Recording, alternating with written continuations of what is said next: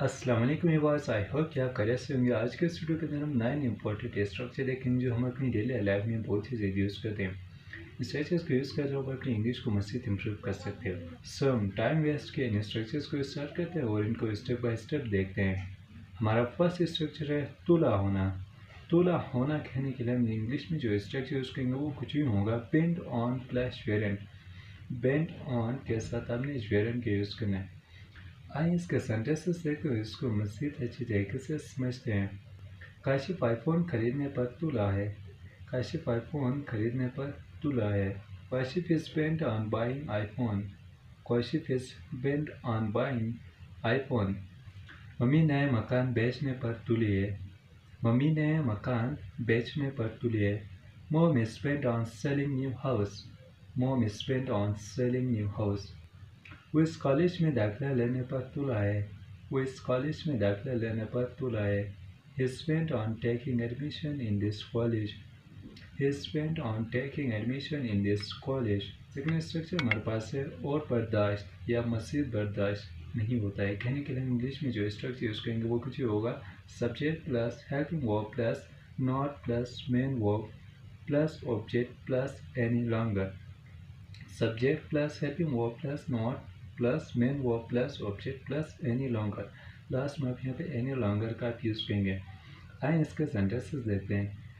मैं अब और नहीं पढ़ा सकता। मैं अब और नहीं पढ़ा सकता। I can not teach any longer. I can not teach any longer. वो अब और बर्दाश्त नहीं कर सकता। वो अब और बर्दाश्त नहीं कर सकता। He can not wait any longer. He can not wait any longer. मुझे इसकी ज़रूरत नहीं है। मुझे इसकी ज़रूरत नहीं है। I don't need it any longer. I don't need it any longer.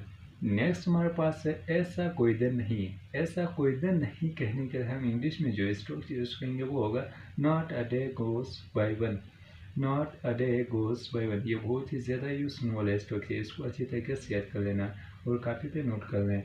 आइए इसके भी सेंटेंसेस देखते हैं, इसको भी अच्छी तरीके से समझ लेते हैं। ऐसा कोई दिन नहीं जब मैं तुम्हें याद नहीं करता। ऐसा कोई दिन नहीं जब मैं तुम्हें याद नहीं करता। Not a day goes by when I don't miss you. Not a day goes by when I don't miss you. ऐसा कोई दिन नहीं जब हम एक दूसरे से बात नहीं करते। ऐसा कोई दिन नहीं जब हम एक दूसरे से बात नहीं करते। Not a day goes by when we don't talk each other. Not a day goes by when we don't talk each other. ऐसा कोई दिन नहीं जब मैं नहीं रोती हूँ। ऐसा कोई दिन नहीं जब मैं नहीं रोती हूँ। Not a day goes by when I don't weep. Not a day goes by when I don't weep. Next हमारे पास है इजाज़त नहीं। इजाज़त नहीं कहने के लिए हम इंग्लिश में जो स्ट्रक्चर यूज़ करेंगे वो होगा वेलकम टू। जी हाँ, इसके लिए हम वेलकम टू को यूज़ करेंगे। और एक बात नोट पे रखें कि वेलकम टू के बाद आपने वर्ब की फर्स्ट फॉर्म का यूज़ करेंगे। ये बात आपने माइंड पे रखनी है कि वेलकम टू के बाद आप वर्ब की फर्स्ट फॉर्म का यूज़ करेंगे। आइए सेंटेंस देखते हैं। तुम्हें यहाँ पढ़ाने की इजाज़त नहीं है। तुम्हें यहाँ पढ़ाने की इजाज़त नहीं है। You are not welcome to teach here. You are not welcome to teach here. तुम्हें यहाँ बैठने की इजाज़त नहीं है। तुम्हें यहाँ बैठने की इजाज़त नहीं है। You are not welcome to sit here. You are not welcome to sit here. किसी को मोबाइल चलाने की इजाज़त नहीं है। किसी को मोबाइल चलाने की इजाज़त नहीं है। None is welcome to use mobile. None is welcome to use mobile. Next हमारे पास है बहाना बनाकर। बहाना बनाकर कहने के लिए इंग्लिश में जो स्ट्रक्चर यूज़ करेंगे होगा on the pretext of. On the pretext of ये बहुत ही ज़रूरी यूज़ होता है। ऑन द प्रीटेक्स्ट ऑफ बहाना बनाकर। आइए इसका सेंटेंस देखो, इसको भी अच्छी तरीके से समझ लेते हैं। वो गाँव जाने का बहाना बनाकर चला गया। वो गाँव जाने का बहाना बनाकर चला गया। He went on the pretext of going to village. He went on the pretext of going to village.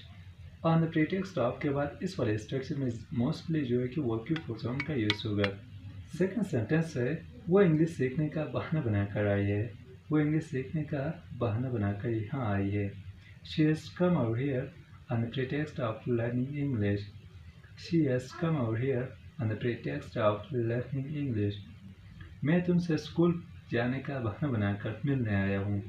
मैं तुमसे स्कूल जाने का बहाना बनाकर मिलने आया हूँ। I have come to meet you on the pretext of going to the school. I've come to meet you on the pretext of going to the school. Next हमारे पास है कोई वास्ता नहीं, कोई वास्ता नहीं, कोई मतलब नहीं, कोई लेन देन नहीं है। कोई वास्ता नहीं है, कोई मतलब नहीं है, कोई लेन देन नहीं है। कहने के लिए हम इंग्लिश में जो स्ट्रोक यूज करेंगे वो होगा has have plus nothing to do with. Has और हैव के साथ आपने नथिंग टू डू विद का आपने यूज करना है। आइए इसका सेंटेंस देखो, इसको भी अच्छी तरीके से समझ लेते हैं। मेरा आपसे कोई वास्ता नहीं है, मेरा आपसे कोई वास्ता नहीं है। I have nothing to do with you, I have nothing to do with you. मुझे किसी से कोई मतलब नहीं है, मुझे किसी से कोई मतलब नहीं है। I have nothing to do with someone, I have nothing to do with someone. उसका मुझसे कोई लेना देना ही नहीं है, उसका मुझसे कोई लेना देना ही नहीं है। He has nothing to do with me, he has nothing to do with me। Next हमारे पास है शर्म आ रही है। शर्म आ रही है कहने के लिए हम इंग्लिश में जो स्ट्रक्चर यूज करेंगे वो होगा फाइट शाय ऑफ प्लस यूरेंट। फाइट शाय ऑफ के बाद आपने जेरेंट का यूज करना है। जेरेंट यानी कि वो आपकी फोर्थ फॉर्म की तरह होता है जो नाउन का किरदार अदा करता है। आइए सेंटेंसेस देखते हैं। मुझे उससे बताने में शर्म आ रही है, मुझे उससे बताने में शर्म आ रही है। I am fighting shy of telling him, I am fighting shy of telling him। मुझे उसके साथ जाने में शर्म आ रही है, मुझे उसके साथ जाने में शर्म आ रही है। I am fighting shy of going with him, I am fighting shy of going with him। एक सेंटेंस बना के इसका कमेंट सेक्शन में मुझे लास्ट में बताना है। नेक्स्ट हमारे पास है कोई शौक नहीं है। कोई शौक नहीं कहने के लिए इंग्लिश में जो स्ट्रक्चर यूज करेंगे वो होगा not fond of, not fond of. Not fond of का यूज करेंगे कोई शौक नहीं है कहने के लिए। आइए सेंटेंसेस देखते हैं। मुझे फजूल बातें करने का कोई शौक नहीं है, मुझे फजूल बातें करने का कोई शौक नहीं है। I am not fond of talking nonsense, I am not fond of talking nonsense. मुझे उसके साथ रहने का कोई शौक नहीं है, मुझे उसके साथ रहने का कोई शौक नहीं है। I am not fond of being with her, I am not fond of being with her. मुझे बेइज्जत होने का कोई शौक नहीं है, मुझे बेइज्जत होने का कोई शौक नहीं है। I am not fond of being insult, I am not fond of being insult. Last में हमारे पास एक स्ट्रक्चर रहता है और ये स्ट्रक्चर बहुत ही ज़्यादा यूज़ करता है और ये मेरा फेवरेट स्ट्रक्चर है। ये बताने से पहले अगर आपने अभी तक चैनल को सब्सक्राइब नहीं किया तो चैनल को लास्ट में सब्सक्राइब कर लें और वीडियो को भी लास्ट में लाइक करें ताकि इससे क्या अच्छी इन्फॉर्मेटिव वीडियो की नोटिफिकेशन सबसे पहले आप तक पहुँच सके और आपसे हमारी कोई भी वीडियो मिस ना हो और आप हमारे साथ कनेक्टेड रहो। सो आइए स्ट्रक्चर देखते हैं।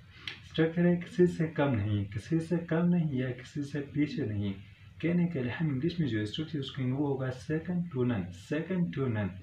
आइए इसका सेंटेंसेस देखते हो, इसको भी अच्छे तरीके से समझ लेते हैं। वो किसी से कम नहीं है, वो किसी से कम नहीं है। He is second to none, he is second to none. मैं यहाँ किसी से कम नहीं हूँ, मैं यहाँ किसी से कम नहीं हूँ। I am second to none here, I am second to none here. हम भी किसी से पीछे नहीं हैं, हम भी किसी से पीछे नहीं हैं। We are also second to none, we are also second to none. अभी एक सेंटेंस आप लोगों के लिए इसकी ट्रांसलेशन आपने मुझे कमेंट सेक्शन में लाजमी बता देनी है ताकि जिससे मुझे पता चले कि ये वाला स्ट्रक्चर वाकई में आपको समझ में भी आया और पसंद भी आया है। हमारा सेंटेंस है अली किसी से कम नहीं है। इसकी ट्रांसलेशन आपने मुझे कमेंट सेक्शन में बता देनी है और वीडियो अच्छी लगे तो वीडियो को लाजमी लाइक करें और चैनल को भी लाजमी सब्सक्राइब करें और हमारे साथ कनेक्ट कर रहे हैं। Thank you very much.